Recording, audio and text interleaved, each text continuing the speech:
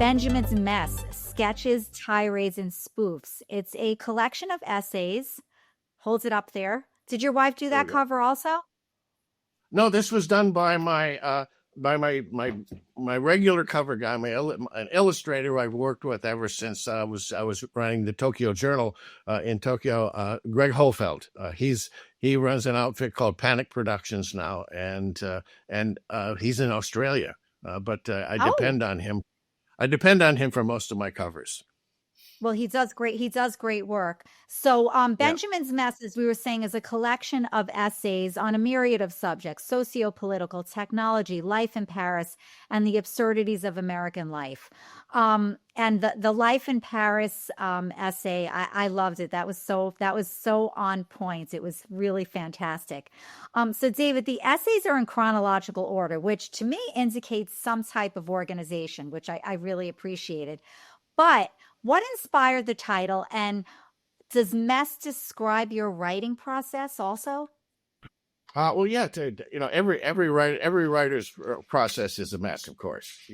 But the title comes from a line in the Bible, Genesis 43:34, and it refers to the son of Isaac, the 12th son of Isaac. And of course, the Benjamin was one of the 12 tribes of Israel.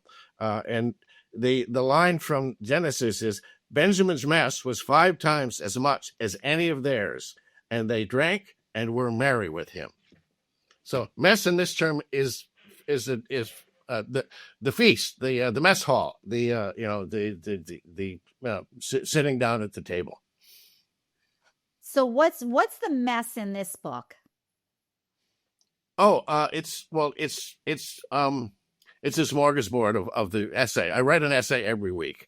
It appears on my website, which is www.lastkidvotes.com, and I send it out to a group of about 300 readers. I call it my weekly screed, and I started writing weekly screeds, I guess, when I was a newspaper editor in Mansfield, Massachusetts, the Mansfield News.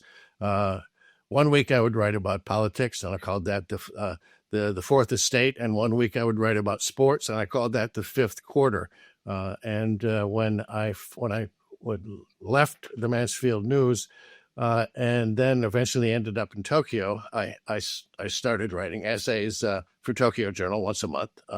And after leaving Tokyo Journal, I started writing weekly essays for either the Japan Times Weekly or the Mainichi Daily News, which are both English language newspapers in Tokyo.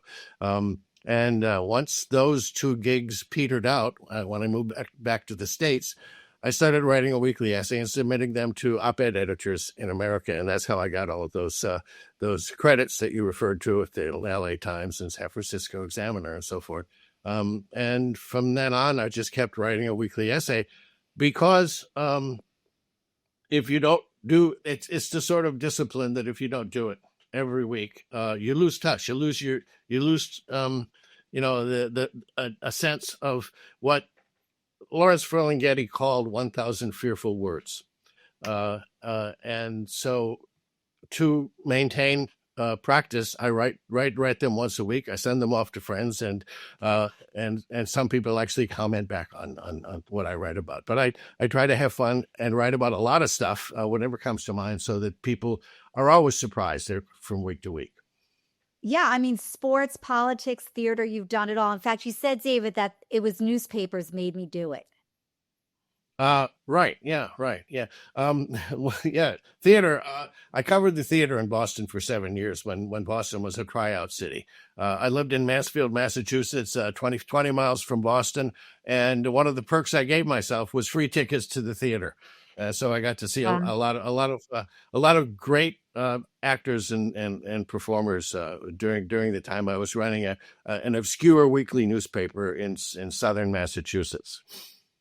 You know, you've been a journalist and a novelist. So how, in your extensive career, how do the 2 disciplines really specific, and for this specific collection, how did they influence that? And this is your second anthology, by the way. This one, folks, is a sequel to an award-winning anthology called Almost Killed by a Train of Thought. Yes, that's right. Yeah. Um, the the thing that makes my essays better, and my novels better, is the fact that as a newspaper editor, uh, I had to cover everything. Yeah. It was basically a one man newspaper, but you what I learned while running the news was the importance of getting things right, the importance of doing good research, and to express information that can be very difficult for people to grasp in a way that's easy to understand.